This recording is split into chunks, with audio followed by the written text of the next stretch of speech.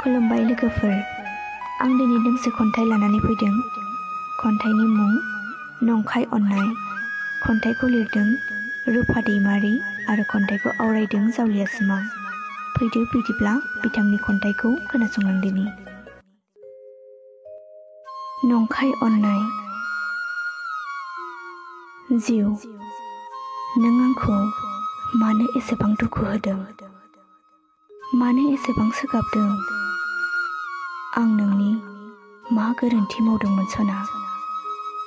नाथाय आं नोंनो हाजासे अननायसो होदोंमोन जिउ। नाथाय नों आंनि अननायखौ एसेबो बुजियाखै मानो? आंनि अननाय होनाया नोंनि थाखाय थोजासे नङामोन नामा सोमखोर?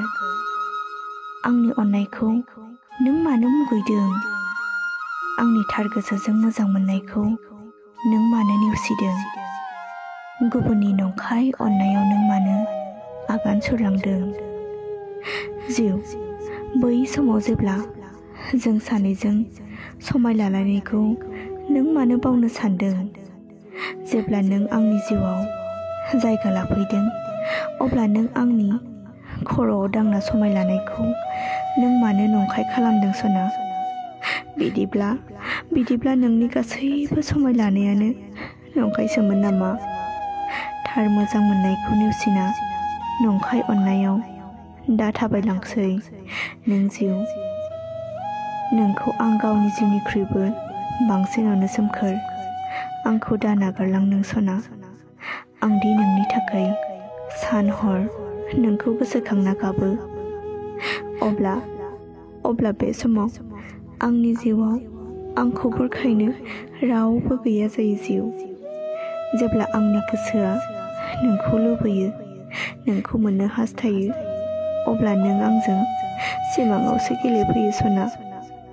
नोंनि नंखाय अननायाव नों आंखौ सहायनो हायै मानो एसेबां दुखु होदों जिउ? नों आंखौ सोगाबनो दुखु होनो सानदोंब्ला हाजासे दुखु हो आंखौ जिउ। नाथाय नों आंखौ नागारना दाथां सना। नों गैयाब्ला आं सहायना थानो हानाय नङा जिउ। गोमोरलांगोन आं नोंनि थाखाय सानसे बे बुहुमनिफ्राय सना। नंखाय रादाय होना दा सोगाबलां नों आंखौ जिउ। एसेनोसै, गोजोन्थों। भिडिअखौ मोजां मोनदोंब्ला लाइक, शेयार आरो कमेन्ट खालामदो। लोगोसे जोंनि जावलिया सिमां इउटुब चेनेलखौ साबस्क्राइब खालामदो। आरो फेसबुकआव नायदोंब्ला जोंनि जावलिया सिमां फेसबुक पेजखौ लाइक, फल' खालामदो। एसेनोसै, गोजोन्थों।